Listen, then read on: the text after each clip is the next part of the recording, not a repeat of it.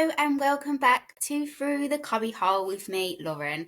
So today is me again. Don't worry, I am lining up some amazing guests, but I wasn't able to get anyone in the diary for today. And do you know what? It actually worked out perfectly. So yesterday I posted, well, you're going to be listening to this on Sunday, so it wasn't yesterday. I'm filming this and recording this on Tuesday.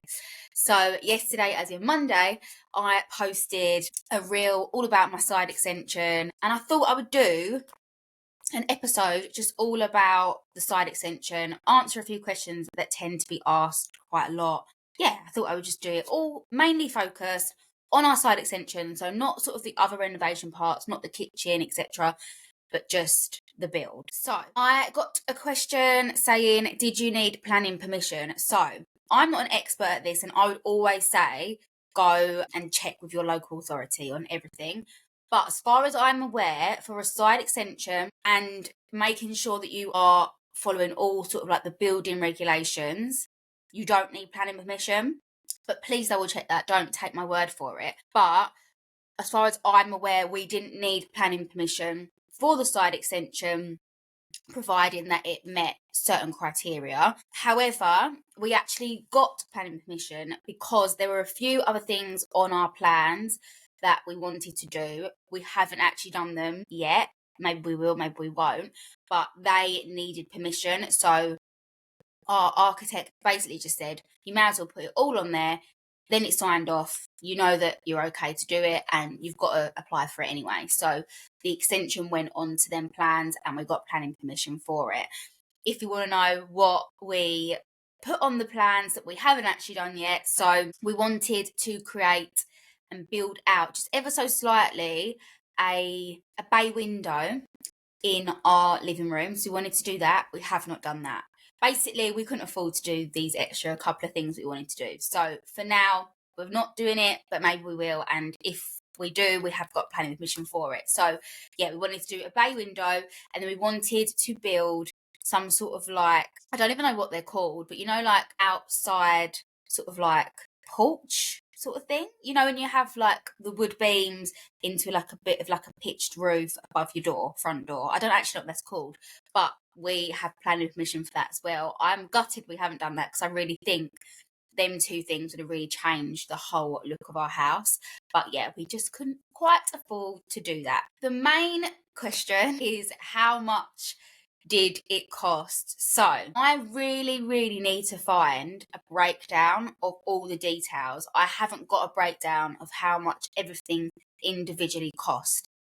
We paid our builders 36 grand, but that included other things that were going on in the house that weren't just to do with the extension. But what that did include was obviously the build. It included first fix plumbing in the extension. It included electrics. It included basically leaving it ready to decorate. So they plastered everything, and then we painted, decorated everything. So yeah, we paid 36,000.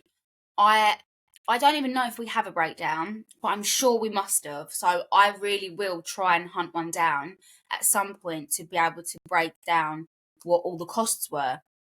But obviously, this was like 3.5 years ago, three years ago.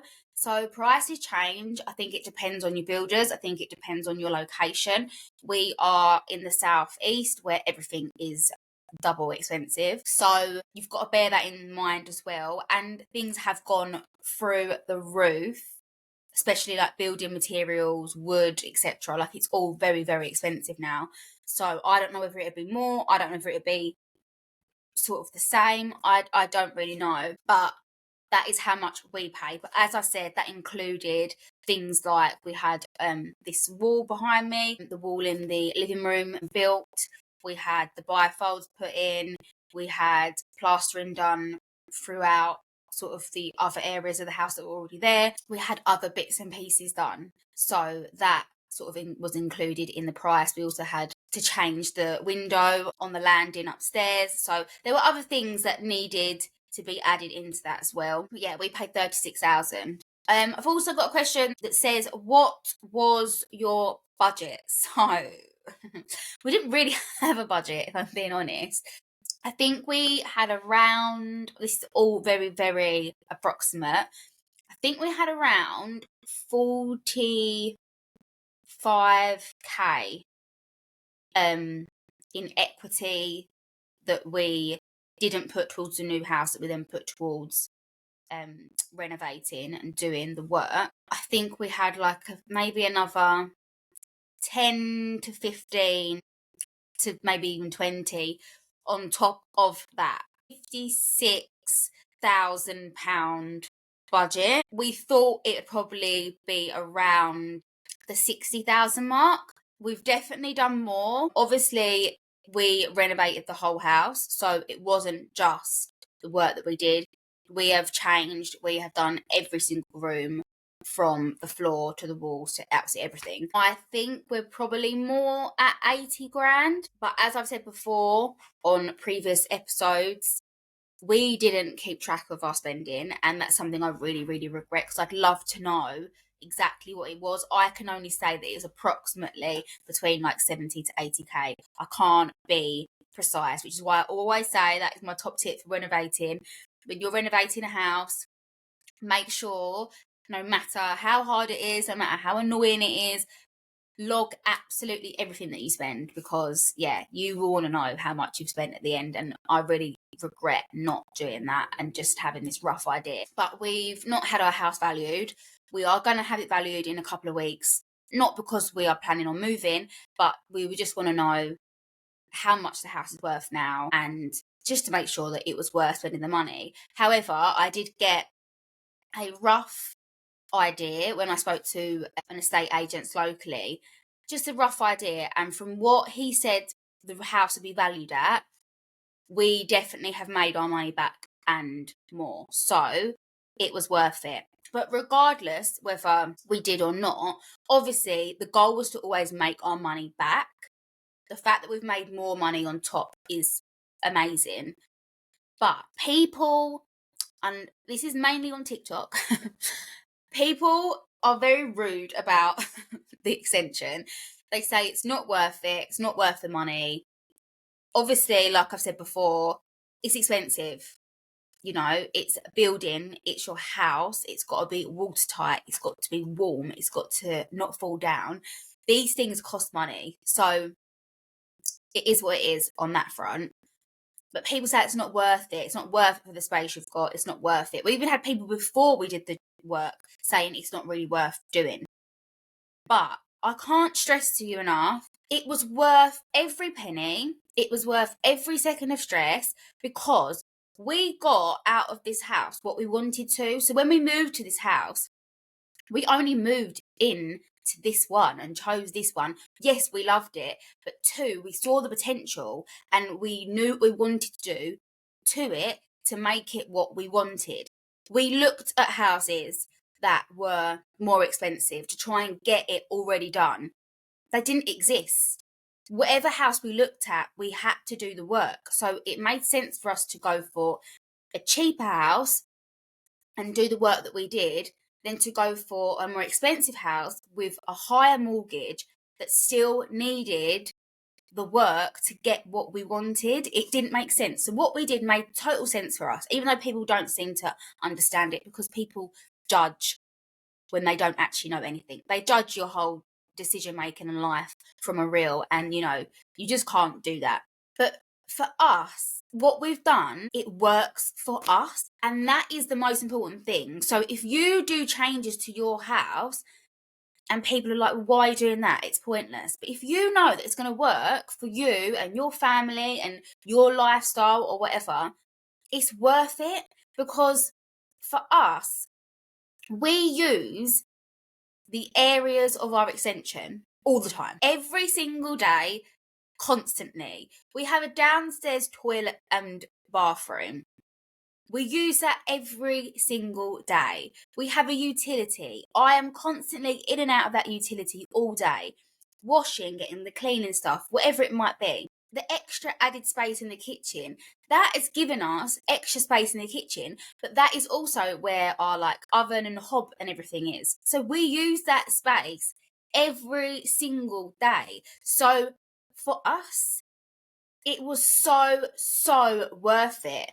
I understand that people sort of say, it's just a side extension, you're not adding that much space to it. But we actually have. We have, and we use it every day. And we've utilised it in the best way. And I think when you utilise a space in the best way, it could be a small extension or it could be a humongous extension. If you utilise it in the right way, you're winning, and it's the best decision that you could have made for you, and it works for you, and that's all that matters. And I honestly, I can't tell you. Instagram in general, lovely. TikTok, it is intense. People are so rude, and they think they know your story, and they think they know better, but they don't. No one knows how you live in your house, and no one knows what will work for you better than you, is basically what I'm saying. So yeah, if someone says to you, oh, is it worth it? It's always good to second guess your decisions. It's always good to, think it through. But if you know you're going to utilize it, and you know that it's going to be worth it to you, then yeah, you're winning, and don't listen to anyone else. And I need to take my own advice, because I really get annoyed with people when they basically tell me that it wasn't worth it, or it was too expensive, or whatever else. So another question I get asked a lot is about our garage. So when I show my reels of the side extension, you will see we had a massive garage. Huge. It looked like a house, like a small house, and obviously quite a large side access. So we were never going to use that side access. It was quite wide, but it wasn't wide enough to really smoothly fit a car, in and out, as quickly as you would be putting on and off of a drive. It wasn't like that. It was a bit tight. So if you open the door, you'd put it to squeeze out. We was never going to use that side access. We have kept side access to the garden. So we've kept approximately 85 centimetres, which is enough to bring a wheelie bin backwards and forwards, and enough if people need to come round and walk around the side, they can. Enough if we was to have any work or jobs done, there's enough space for people to walk around, which was important to us. We always wanted side access. But people have got this really weird bee in their bonnet about us blocking off and not using our garage. So I would say this, and I don't know whether I'm wrong, but I generally think this. In the UK, we don't really use our garages to store cars. It's not really a thing. If you've got a driveway, your car is normally on the drive. If you're really into cars and, you do old cars and whatever else, you might have one in your garage. But the normal person, I would say, uses their garage for storage. So it doesn't matter to us to have the garage with the big door ready for a car to be pulled in and out. That wasn't what we were going to use it for. We were going to use it for storage. People don't seem to like that. But as I said, I don't know anyone who uses their garage to store a car. I just don't. We use it to store all our crap, basically, that we don't want in our house, and then it's in the garage. We had no intention of getting rid of the garage. However, when we went to get a new door put on it, the man come round and he said, you need to come and look at this. This building needs holding on to a piece of wood this big. The more things start to shift and move, this is gonna come down. It's dangerous. It's a risk. So the garage came down and we replaced it with a shed that we use to store all the crap that we don't want in the house, garden bits, decorating bits, all that stuff. And it works perfectly for us. But yeah, as I said, people really, really don't like the fact that we've blocked off the garage that's not there anymore. But yeah, people really don't seem to like that. But again, it works for us, and that's all that matters. And we've gained so much in our house that getting rid of the side access that wasn't that usable anyway has been, a win-win situation, really. So that is it. They are the main questions I get about the side extension. If you have any other questions, please drop them in the comments of this episode if you are listening on Spotify. If you are watching on YouTube, then again, please comment any questions that you might have. But they are the main ones I get asked. They're the main ones that seem to rile people up, and people are interested in finding out, obviously, the cost and all that stuff. One more thing, actually, I completely forgot. I just wanted to clarify the sizes of our side extension. So our side extension is 5 foot by 26 foot. So obviously they are the outside, they are the exterior measurements. When you obviously you've got to take the walls into consideration. It makes obviously your extension inside slightly smaller, but they are the sizes of ours, and we don't regret it at all. So I know people will tend to ask as well what the size is, but I have put that on my reels, on my TikToks and everything. Now it's sort of out there because I hadn't done that properly before. But they are all the questions answered, the main ones anyway. As I said, drop any other ones into the comments and I will do my best to answer them. And next week, fingers crossed, I should be back with a guest episode. Thank you so much for listening. If you are listening on Spotify, please follow and rate the podcast. If you are watching on YouTube, then please like and subscribe. Sorry, I have to get all my words right.